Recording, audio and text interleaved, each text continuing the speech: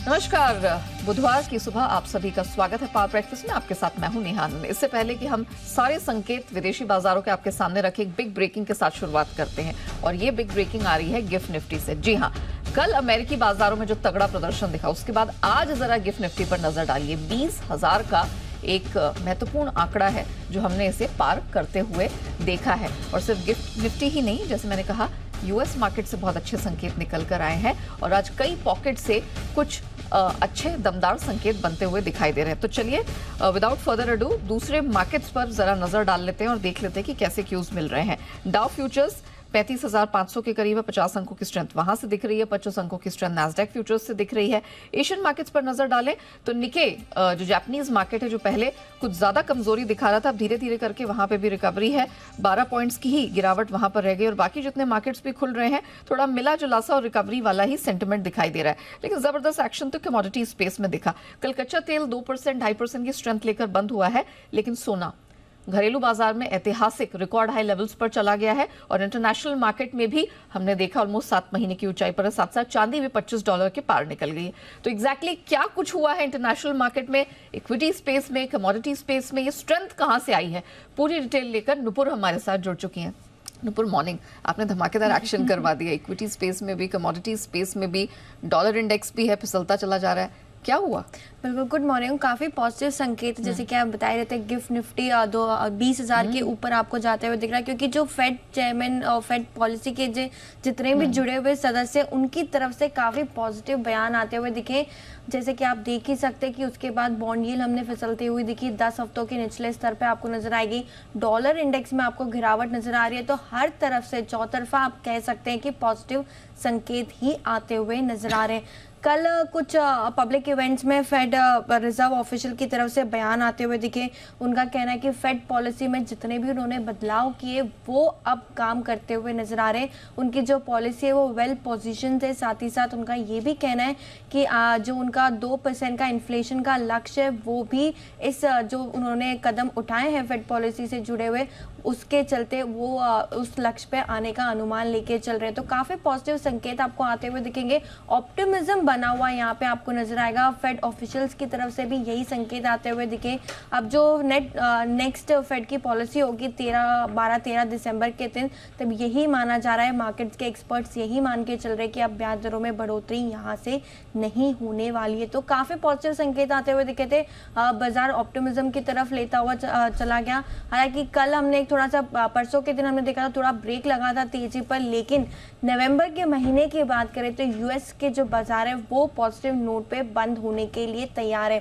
कल भी हमने देखा डाउ करीबन 80 पॉइंट ऊपर आपको बंद होते हुए दिखा। नैस्डैक में भी 40 अंक की तेजी थी और इनफैक्ट नवंबर के महीने में भी स्ट्रॉन्ग क्लोजिंग आपको करीबन 8 से 10% की तीनों के तीनों इंडेक्स पे आती हुई नजर आ सकती है। काफी पॉजिटिव क्लोजिंग के लिए यूएस बाजार बंद है नवंबर के महीने के लिए। बॉन्ड यील्ड हमारे फेवर में भी है और उनके भी, क्योंकि वहां पे आपको गिरावट आती हुई दिखे। 10 साल की बॉन्ड यील्ड 4.33% के पास आपको ट्रेड करती हुई नजर आ रही है। 10 हफ्ते की निचले स्तर पे फिलहाल फिसलती हुई दिखी, जिस हिसाब से बयान आते हुए दिखे। काफी ऑप्टिमिज्म यहाँ पे बनता हुआ नजर आया। कंज्यूमर कॉन्फिडेंस का डेटा सामने आया जो सुधर कर आते हुए नजर आया। अनुमान था 101 के पास इंडेक्स रहेगा, जो 102 हुआ। और जो वहाँ पे ई कॉमर्स सेल चल रही है साइबर मंडे, उसने तो रिकॉर्ड सेल्स दर्ज की है इस साल। करीबन $12 बिलियन से ज़्यादा की all time high global cyber sales आप कह सकते हैं यहाँ पर आती हुई नजर आई है। और इसके चलते काफ़ी सारे रिटेल स्टॉक्स हो, अमेजोन हो, इनमें आपको बढ़त दिखी कल के ट्रेडिंग सेशन में। एनर्जी स्टॉक में भी आपको बढ़त नजर आई, क्योंकि ओपेक प्लस की बैठक है उसके पहले यहाँ पे हलचल होती हुई दिखी।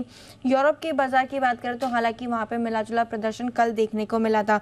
डॉलर इंडेक्स 4 महीने के निचले स्तर पर 102.5 के पास आपको ट्रेड करता हुआ नजर आ रहा है।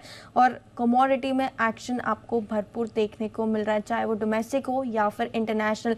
सोने चांदी की बात करें तो यहाँ पे सोना 7 महीने के ऊपरी स्तर पर $245 के पास ट्रेड करता हुआ नजर आ रहा है। फिलहाल तो 2050 के पास आपको दिखेगा।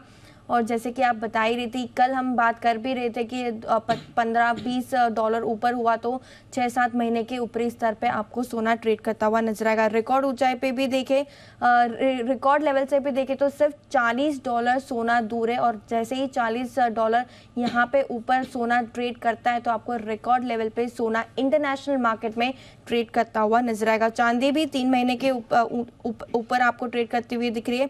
हालांकि क्रूड में कल हमने देखा कि 2% की बढ़त नजर आई। ओपेक प्लस की मीटिंग है 30 नवंबर का दिन, तो वहां पे हमें नजर रखनी है, वहां पे नजर रहने वाली है। और बेस मेटल में भी देखें तो बढ़त के साथ कुछ बेस मेटल में आपको कल थोड़ी बढ़त नजर आई थी, लेकिन पॉजिटिव ट्रिगर्स है। बॉन्ड यील्ड फिसलती हुई नजर आ रही है। डॉलर इंडेक्स 4 महीने के निचले स्तर पे, हालांकि कमोडिटी में एक्शन भरपूर है, वैसा ही हाल इक्विटीज में है, और नवंबर मंथ यूएस के लिए काफी पॉजिटिव साबित होने वाला है। तो चौतरफा स्ट्रेंथ के पूरे संकेत दिखाई दे रहे हैं। धन्यवाद नुपुर पूरी डिटेल के लिए। तो जिस प्रकार के संकेत हैं उन सबके बीच आपको हमारे मार्केट्स में आज क्या रणनीति अपनानी है, इन सब पर बात करने के लिए जी बिजनेस के मैनेजिंग एडिटर अनिल सिंह भी हमारे साथ जुड़ चुके हैं।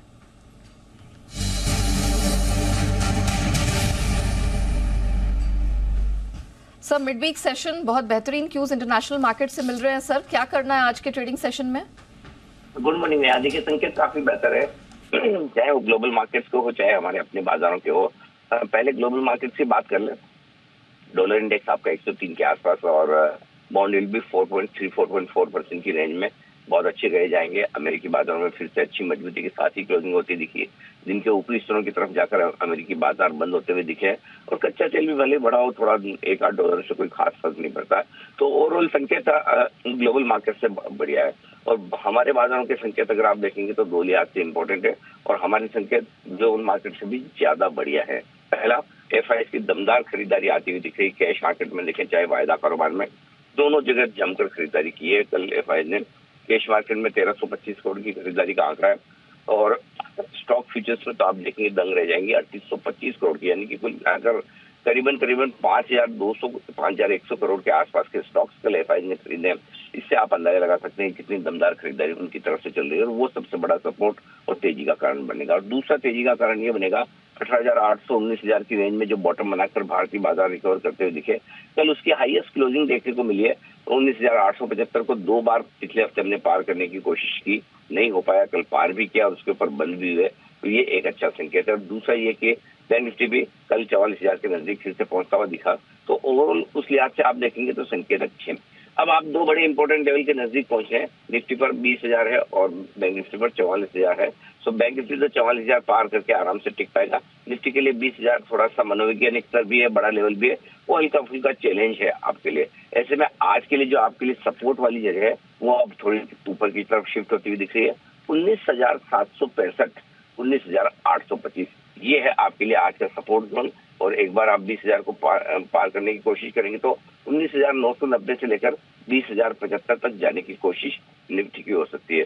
बैंक निफ्टी का जहां तक सवाल है 43,575, 43,775 ये आपके लिए सपोर्ट रेंज है, और ऊपरी स्तरों पर 44,200, 44,400 तक जाने की कोशिश बैंक निफ्टी की भी हो सकती है। तो रुझान ठीक है, अच्छा है, और कल की मंथली एक्सपायरी तक बाजार बाय ऑन डिप्स है। उसके बाद देखेंगे, रिव्यू करेंगे कि इलेक्शन रिजल्ट्स के पहले किस तरह की पोजीशनिंग होनी चाहिए। तब तक तो खरीदारी का मूड माहौल बरकरार रहेगा। जी, वैलिड पॉइंट से धन्यवाद हमारे दर्शकों को दिशा देने के लिए और बताने के लिए कि क्या एक्सपेक्ट करके वो आज चल सकते हैं। लेकिन आइए एक एक्सक्लूसिव खबर का रुख करते हैं जो कि HAL हिंदुस्तान एरोनॉटिक्स लिमिटेड से जुड़ी हुई आ रही है, और ये खबर की पूरी डिटेल लेकर आ रहे हैं जी बिजनेस संवाददाता अनुवेश रथ। अनुवेश, गुड मॉर्निंग, बहुत स्वागत है। डिफेंस रिलेटेड सारी एक्सक्लूसिव बड़ी खबरें आप लेकर आते हैं।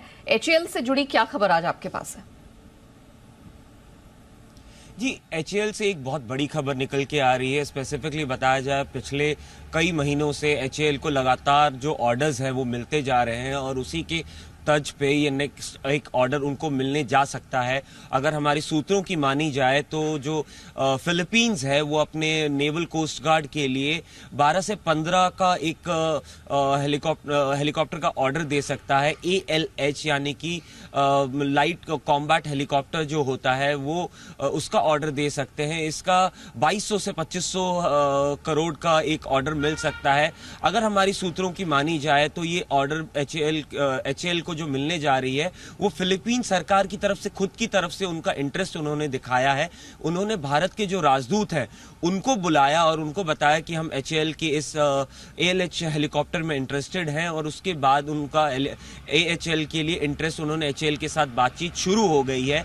और इसके साथ साथ बताया, इससे पहले दुबई में एयर शो हुआ था जहां पे HAL ने अपने जो सारे प्रोडक्ट्स हैं, जैसे तेजस 1 है, MK1 है और ALH है, ULH है, ये सारे हेलीकॉप्टर्स दिखाए थे। और उसके बाद दुबई एयर शो के बाद फिलीपीन सरकार जो है वो अपने नेवल कोस्ट गार्ड के लिए ये ALH हेलीकॉप्टर खरीदने जा रही है।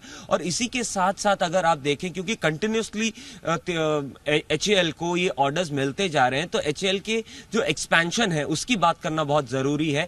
HAL 2 शहरों में अपना एक्सपेंशन प्लान कर रहा है। बैंगलोर में उनका जो एग्जिस्टिंग प्लांट है वहां पे, जहां पे अभी करंटली हेलीकॉप्टर और तेजस MK1 जो अभी ऑलरेडी इंडियन एयरफोर्स में शामिल होने जा रहा है, उसका ऑर्डर्स वहां पर प्रिपेयर होता है। उसके साथ साथ तुमकुर में जो है वहां पे उनका हेलीकॉप्टर जो मैन्युफैक्चरिंग है वो शुरू होने जा रहा है, जिसमें कि पहला बेल्ट अभी शुरू होने जा रहा है। इसको 3 फेज में बढ़ाया जाएगा। पहले फेज में इसका हेलीकॉप्टर का जो एग्जिस्टिंग जो अभी बैंगलोर में मैन्युफैक्चरिंग है वो अभी 24 का है, बल्कि जब हम लोग तुमकुर में जाएंगे तो इसको बढ़ा के 30 किया जाएगा। 30 के बाद इसको 60 पे लेके जाया जाएगा और at the end of the day 90 helicopters per year की प्रोडक्शन कैपेसिटी के ऊपर ये लोग ले जाने की कोशिश कर रहे हैं।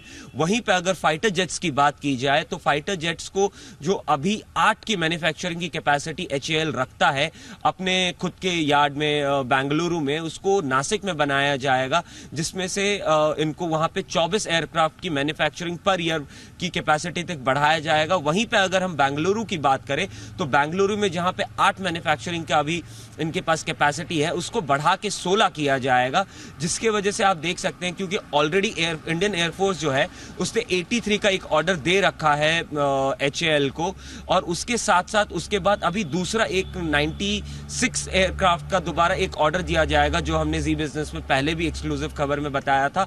तो उसमें अगर देखा जाए तो HAL ने बोला है जो हमारा जो 96 का ऑर्डर है वो 2029 तक डिलीवर होने की संभावना बताई जा रही थी, लेकिन HAL ने बोला है हम उसको 1 साल पहले ही डिलीवर कर देंगे, यानी कि 2028 तक हम उस हेलीकॉप्टर के ऑर्डर को डिलीवर करने की क्षमता रखते हैं, क्योंकि उनका जो एक्सपेंशन है, प्रोडक्शन एक्सपेंशन है, उसको वो लोग करने जा रहे हैं, जिसके तहत जो दूसरे देशों से अगर हेलीकॉप्टर्स ऑर्डर की बात की जाए तो ऑलरेडी इंडियन आर्मी ने जो उनका एविएशन स्क्वाड्रन है उसको अपग्रेड करने के लिए उन्होंने 96 हेलीकॉप्टर्स का ऑर्डर दिया है। उसके साथ साथ आप इंडियन एयरफोर्स की बात करें तो उन्होंने 63 हेलीकॉप्टर्स का ऑर्डर दिया है। तो ये ऑर्डर्स को कंप्लीट करने के लिए उनकी एग्जिस्टिंग कैपेसिटी जो है वो काफी नहीं पड़ रही थी, जिसके वजह से उनको ये एक्सपेंशन प्लान करना पड़ा, और जिसके साथ वो लोग अपने समय से पहले ही अपने ये सारे ऑर्डर्स पूरे कर सकते हैं। और अगर देखा जाए दूसरी तरफ तो जो इंटरनेशनल बायर्स हैं, जो दो विदेशी बायर्स हैं, वो लोग भी काफी इंटरेस्टेड हैं अपने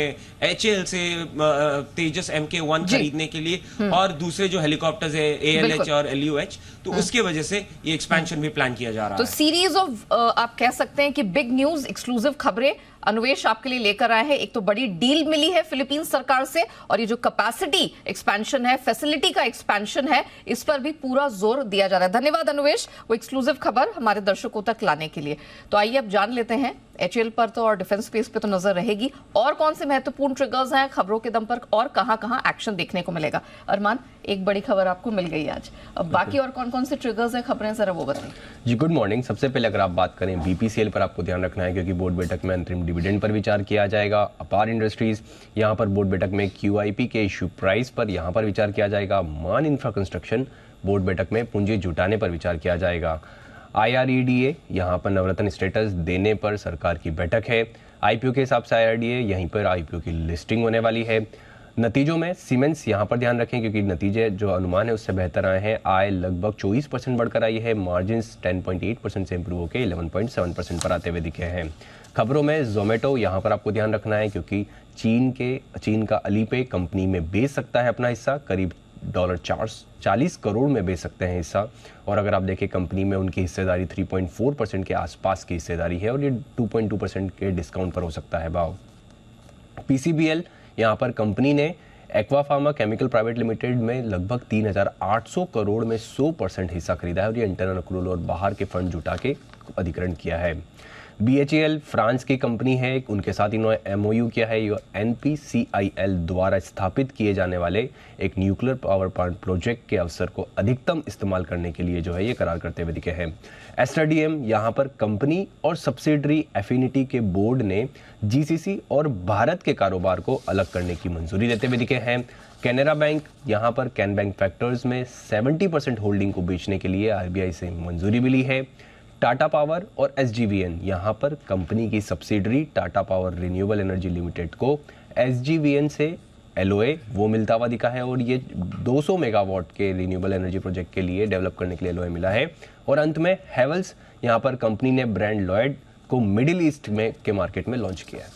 चलिए, तो ये कुछ और महत्वपूर्ण खबरें जिन पर आपको नजर रखनी है, क्योंकि इन पॉकेट्स में स्टॉक्स में आपको अच्छा एक्शन देखने को मिल सकता है। धन्यवाद अरमान पूरी डिटेल के लिए। आइए अब एक्सपर्ट्स की राय भी जान लेते हैं और हमारे साथ मोतीलाल ओसवाल की शिवांगी शारदा शो में शामिल हो चुकी है। शिवांगी जी, मॉर्निंग, बहुत स्वागत है। जरा बताइए, आपकी नजर कौन से स्टॉक्स पर आज खास रहने वाली है? जी बिल्कुल, गुड मॉर्निंग नेहा जी। हमने देखा है कि ऑटो स्पेस में जो है लगातार मोमेंटम और एक्शन बनते हुए नजर आया है। मेरे रडार पे है टाटा मोटर्स। हम देख रहे हैं कि पिछले 6 महीनों से कंटिन्यूसली स्टॉक जो है अपने 50 एक्सपोनेंशियल मूविंग एवरेज को सपोर्ट बनाते हुए आगे बढ़ रहा है। रिसेंटली एक थोड़े बहुत 5-6 दिनों के कंसोलिडेशन के बाद स्टॉक ने जो एक प्राइस वॉल्यूम सर्ज दिखाया है। इस तरह RSI भी पॉजिटिव डाइवर्जेंस दिखा रहा है यहाँ पे, तो कुल मिलाकर पॉजिटिविटी यहाँ पे कंटिन्यू होते हुए दिखेगी। टारगेट यहाँ पे 725 के बनते हुए दिख रहे हैं 685 के एक स्टॉप लॉस के साथ। दूसरा पिक मेरा रहेगा BSE पर। सारे ही पूरे एक्सचेंज रिलेटेड काउंटर्स में बहुत ही अच्छा मोमेंटम है और ये स्टॉक स्पेसिफिकली हमने देखा है कि कोई भी छोटी डिक्लाइन में खरीदारी के मौके तब्दील हुए हैं। तो यहाँ पे जो है मोमेंटम अब बनते हुए दिख रहा है। अच्छे रिस्क रिवॉर्ड पे भी है स्टॉक अभी, तो यहाँ पे खरीदारी की सलाह रहेगी 2440 के टारगेट्स के लिए और 2300 के स्टॉप लॉस के साथ इसको खरीदारी की सलाह है। आपने टारगेट 2440 कहा ना, 2440? जी बिल्कुल। ओके, चलिए, थैंक यू शिवांगी जी हमारे साथ जुड़ने के लिए। मैं जरा दर्शकों की सहूलियत के लिए रिपीट कर देती हूँ। टाटा मोटर्स की स्ट्रैटेजी तो आपके सामने है। BSE लिमिटेड 2440 तक का टारगेट शिवांगी जी को ऊपर बनता दिख रहा है। स्टॉप लॉस 2300 का लगाना है, तो खरीदारी करनी है आज ओपनिंग पे। 2300 का स्टॉप लॉस और 2440 का यहाँ पर टारगेट आपको BSE लिमिटेड में मिल जाएगा और टाटा मोटर्स की स्ट्रैटेजी आपके सामने है। ये कमोडिटी बाजार की रणनीति समझते हैं। पृथ्वी फिनमार्ट के मनोज कुमार जैन हमारे साथ शो में शामिल हो चुके हैं। Manoj ji, morning sir. Gold ने तो इतिहास बना दिया, 62,000 के पार निकल गया है। प्रिसाइजली 62,423 का कल रिकॉर्ड हाई बना है। अब जरा बताइए कि आज क्या करना है? नमस्कार नेहा जी, बिल्कुल। गत सप्ताह जब आपसे बात हो रही थी तो हमने $2043 इंटरनेशनल मार्केट में सोना और $25 चांदी की बात कही थी और वो दोनों ही लक्ष्य कल हासिल होते हुए नजर आए इंटरनेशनल मार्केट में। और सोना अब यहाँ लगभग 6.5 महीने की ऊंचाई पे इंटरनेशनल मार्केट में कारोबार कर रहा है और चांदी भी 3 महीने के उच्च स्तर पर है। जिस तरह से कल फेड के जो मेंबर है वॉलर, उनकी तरफ से जो कमेंट्स निकल कर आए हैं, तो वो सोने और चांदी को और भी यहाँ बूस्ट जो है वो देते हुए नजर आएंगे। हमारा मानना है कि सोना इंटरनेशनल मार्केट में अब $2085 और चांदी की कीमतें $26 के जो स्तर है उसको इस सप्ताह में फिर एक बार टेस्ट कर सकते हैं। तो सोने और चांदी दोनों में यहाँ पे बाइंग की ही रणनीति बना करके चलना चाहिए। सोना जो फरवरी वायदा है अभी 62,700 के स्तर पर ट्रेड कर रहा है, तो यहाँ पे 62,700 के स्तर के ऊपर आज फिर फ्रेश बाइंग की सलाह रहेगी 63,300 के लक्ष्य के लिए। स्टॉप लॉस जो लगाना है 62,450 का लगाना है। वहीं अगर चांदी की बात करें तो यहाँ भी जो मार्च वायदा है उसमें बाइंग की रणनीति बना के चलना चाहिए। 78,000 का लक्ष्य आज इंट्राडे के लिए रखकर चलना चाहिए और एक जो स्टॉप लॉस लगाना है वो 76,350 का लगाना है। ओके, चलिए। और कच्चे तेल में क्या करना है? कल ओपेक प्लस की बैठक है, वैसे चढ़ तो गया है कच्चा तेल, ऑलमोस्ट 2.5% कल चढ़ा है। क्या करना है कच्चे तेल में? आज यहाँ पे फ्रेश पोजीशन अवॉइड करके चलना चाहिए क्योंकि कल फेड का मीटिंग है, ओपेक प्लस का मीटिंग है, तो उसके चलते एक वॉलेटिलिटी रहेगी और जो एक रिकवरी आनी थी वो कल हमने कीमतों में आते हुए देखी है। तो आज थोड़ा साइडवेज मूव जो है वो कच्चे तेल में देखने को मिल सकता है, तो यहाँ कोई रणनीति आज नहीं रहेगी कच्चे तेल में। ओके चलिए, तो कच्चा तेल साइडलाइंस पे रहने वाला है, वेट एंड वॉच, काफी उठापटक दिखेगी, लेकिन सोने चांदी में फोकस रखिएगा। गोल्ड फरवरी कॉन्ट्रैक्ट 63,300 का टारगेट, और चांदी में भी मार्च कॉन्ट्रैक्ट पर फोकस करिएगा। यहाँ पर भी अच्छे आप कह सकते हैं तेजी की संभावना बनती हुई दिखाई दे रही है। आइए अब एक नज़र FIR यानी FI इन्वेस्टमेंट रिपोर्ट्स पर डाल लेते हैं और देख लेते हैं कि फॉरेन ब्रोकरेजेस की नज़र कहाँ है। तो आज एकमात्र जेफरीज की जो नज़र है वो बजाज फाइनेंस पर है, खरीदारी की सलाह है और टारगेट उन्होंने 9,470 का सुझाया है।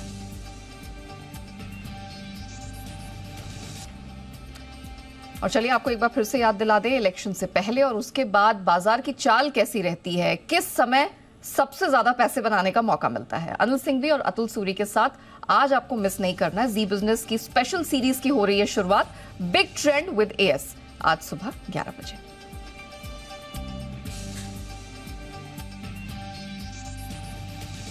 पावर ब्रेकफास्ट को हम यहीं रैप अप करते हैं, लेकिन बने रहिएगा जी बिजनेस के साथ।